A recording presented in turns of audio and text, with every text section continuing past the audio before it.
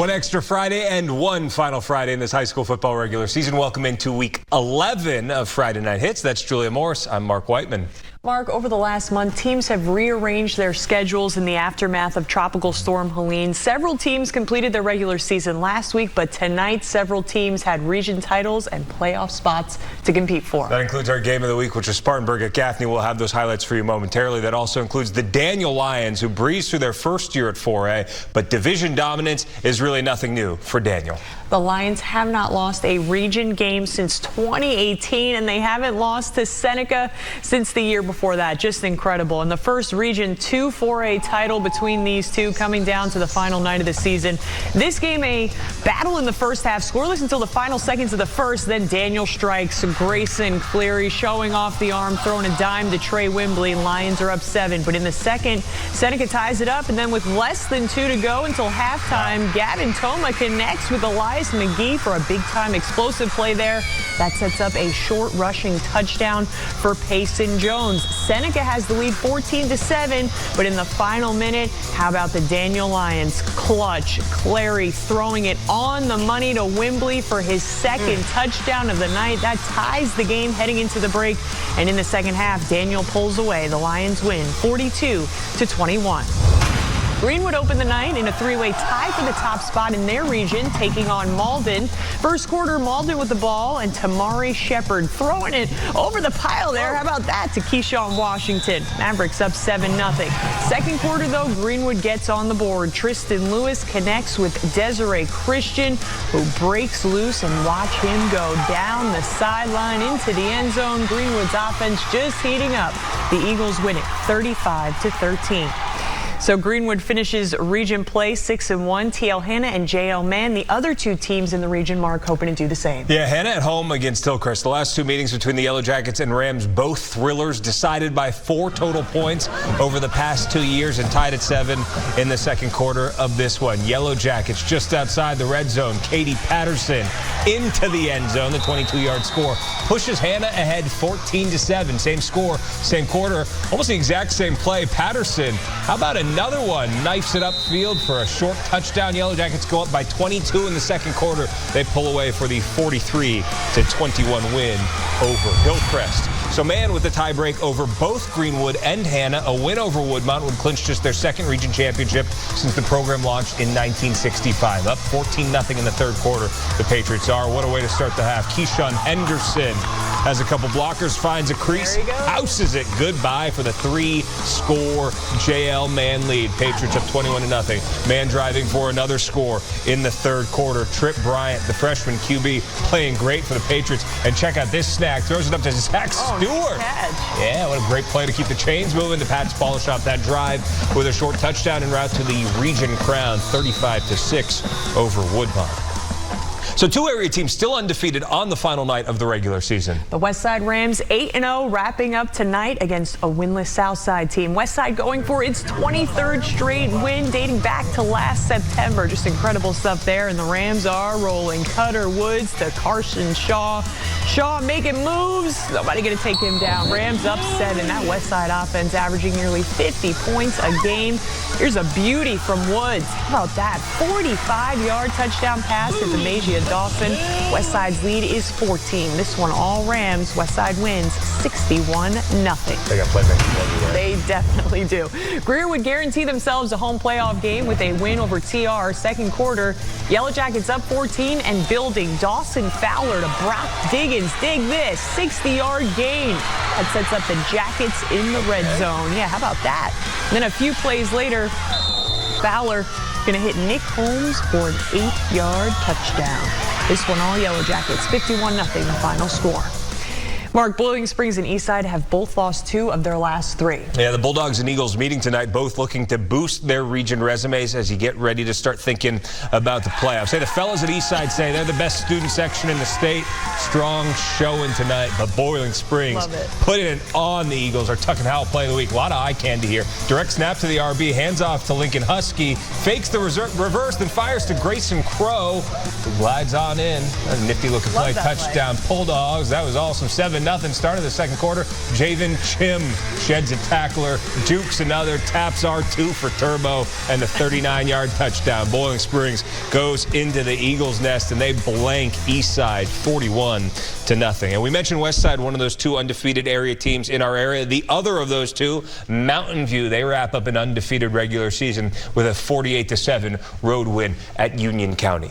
Well, we've reached halftime on Friday Night Hits. Yeah, we've got some great games ahead, including, of course, our game of the week, which was an awesome game between Spartanburg and Gaffney. But first, we've got mic'd up tonight with Powdersville defensive coordinator Stephen Nimmer.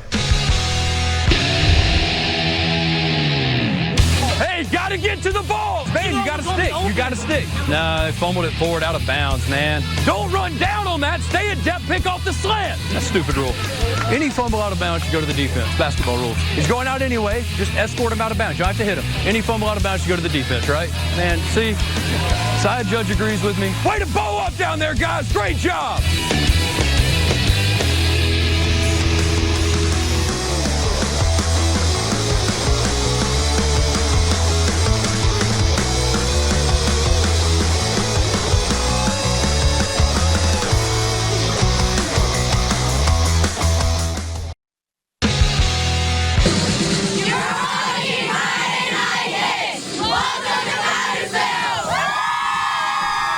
Appreciate it, ladies. Powdersville looking to wrap up a region title hosting Southside Christian. Let's get this game going right off the top. First quarter, Powdersville's Keegan Reed tosses out the screen to Elijah Huggins. This highlight's all about Huggins. He dodged some tackles and yeah, he's gone. 56-yard touchdown. They go for the extra point and oh wait, they got a play action fake here. A little bit of two-point trickery, and how about it? Jarvier Mills for the 2 points. Patriots up 10-0. Later in the first, Reed back to pass, connecting with Milet Jackson for the touchdown. They go for they don't. It's 17-0 at that point, and it's all about Powdersville. In this one, they get a 44-0 win over Southside Christian. All right, let's keep it moving on week 11 of Friday Night Hits. From 1A to 3A, the Christchurch-St. Joe's rivalry still going strong. Cavs have won 6 in a row against the Knights, including in the 1A Upper State title game last November. Winner gets a 2 seed in the 3A playoff bracket, and coming out of halftime, this game tied at 14. Hayden Brazier down on the goal line, busting on through for the Cavaliers. They'd missed the extra point, but they take a 20-14 lead. Next Christchurch drive, they're working on a short field after forcing a short punt. Tucker Hendricks.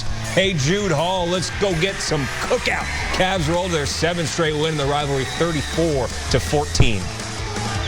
Losing to Daniel, Clinton's been on a roll. The Red Devils averaging more than 50 points a game since that loss, facing a Liberty team tonight whose offense has also been red hot over the last few weeks, averaging 49 points a game in their last 3 wins. Clinton with a big lead in the second half. Cheerleaders loving it, and plenty more reasons to cheer after this play. KJ Vance on the handoff. Going to scoot down the sideline, go 60 yards for a score. Red Devils up 29-7. Later in the quarter, Liberty quarterback Logan Smith connecting with Chris Mabel.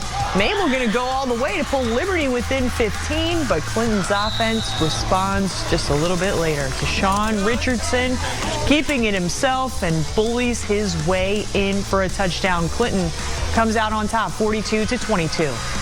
Red and Emerald facing off for a number 2 playoff seed. Ren's up in the third. Here come the Hurricanes. Colton Bagwell handing it off to Reese Price. The price is right. Ren extends its lead to 10.